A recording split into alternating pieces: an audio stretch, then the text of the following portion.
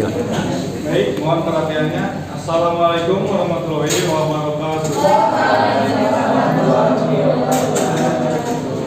Pertama-tama, marilah kita panjatkan puji dan syukur kehadirat Allah Subhanahu wa Ta'ala atas perkara semuanya kita dapat berkumpul di tempat ini dalam keadaan sehat walafiat.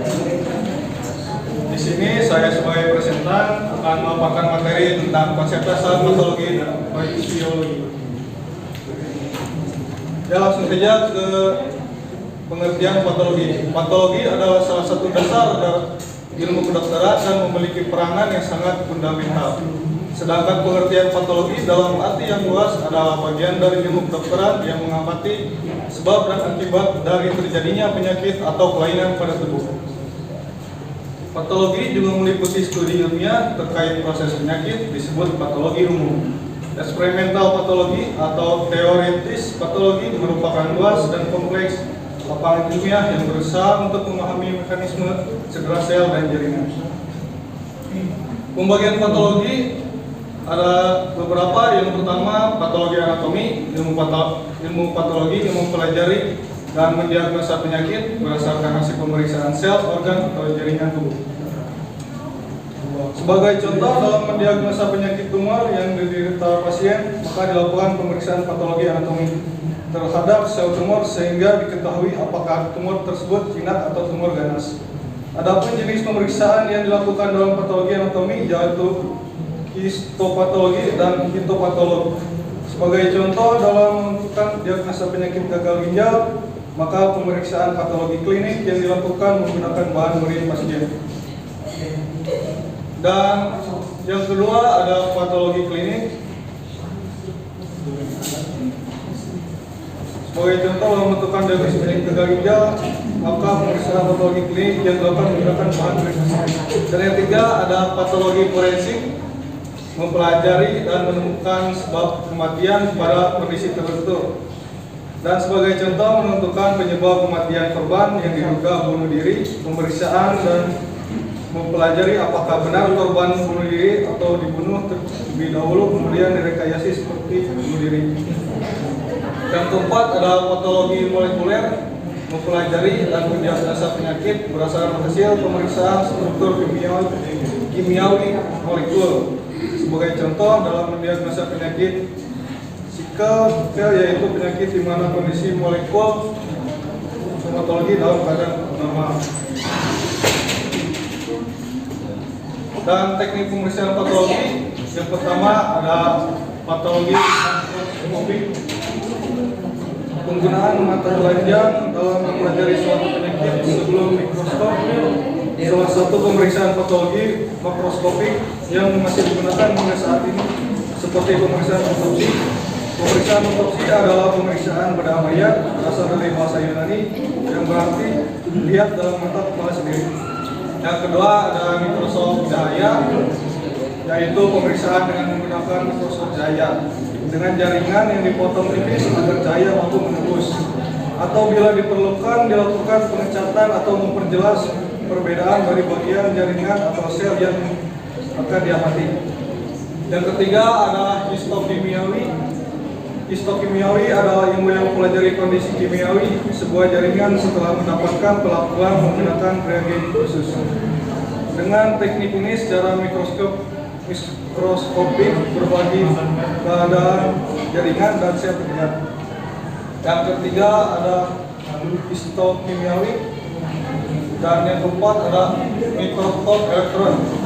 Mikroskop elektron, penggunaan mikroskop elektron saat ini membuat pemeriksaan patologi menjadi lebih luas. Pemeriksaan dapat dilakukan hingga tingkat organel serta menemukan adanya virus dan jaringan pun dapat dilakukan.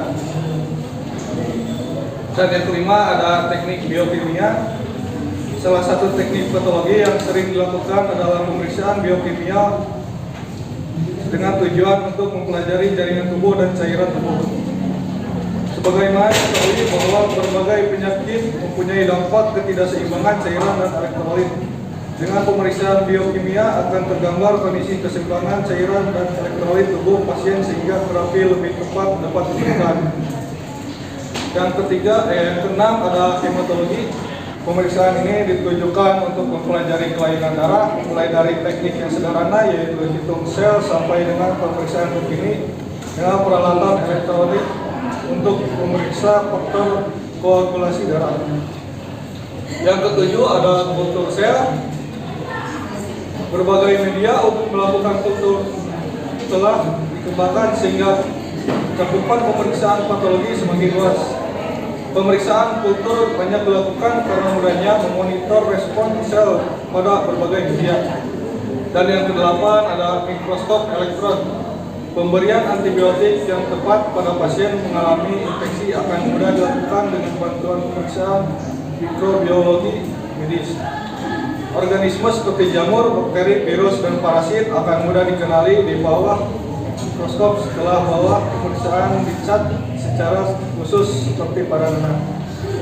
Pemeriksaan dilakukan untuk mengetahui sensitivitas bakteri terhadap bermacam-macam obat sehingga diketahui obat mana yang paling tepat diberikan pada pasien. Dan selanjutnya ada patosiologi. Patosiologi adalah ilmu yang mempelajari aspek dinamik dari proses penyakit. Patosiologi juga disebut ilmu yang mempelajari proses terjadinya perubahan atau gangguan fungsi tubuh akibat suatu penyakit. Sebagai contoh, patosiologi urema pada penderita gagal jantung adalah akibat dari proses terjadinya gangguan keseimbangan cairan dalam bentuk retensi air dan natrium karena aliran darah balik ke jantung yang terhambat.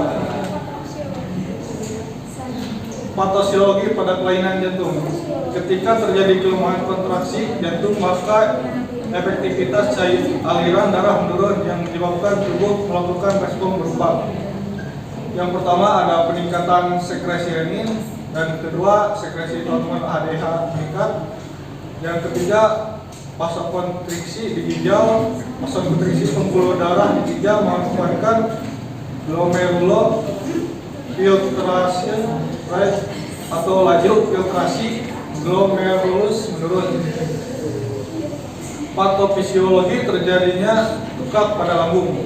Pada penderita diketahui menderita stres, maka tukak lambung yang terjadi pada pasien diketahui antara lain dari adanya riwayat peningkatan asam lambung dan konsumsi alkohol yang menyebabkan pertama sel epitel lambung hancur. Kondisi ini merangsang dikeluarkannya histamin oleh sel epitel lambung yang hancur. Yang kedua ada vasodilatasi vaskular. Di lambung dikeluarkannya histamin akan merangsang pembuluh darah di lambung mengalami vasodilatasi.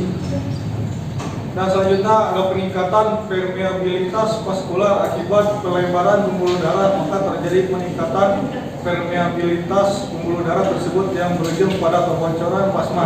Hal ini merupakan salah satu penyebab pendarahan lambung.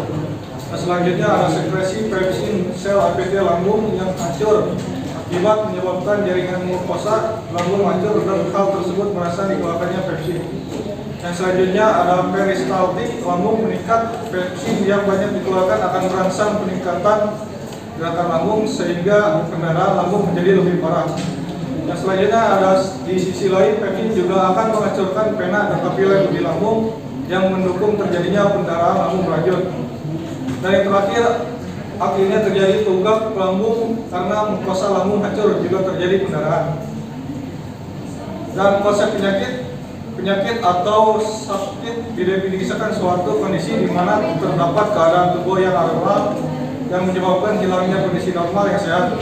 Definisi lain yaitu perubahan dalam individu yang menyebabkan parameter atau ciri-ciri kesehatan mereka berubah di luar batas-batas normal. Perubahan parameter pada tubuh.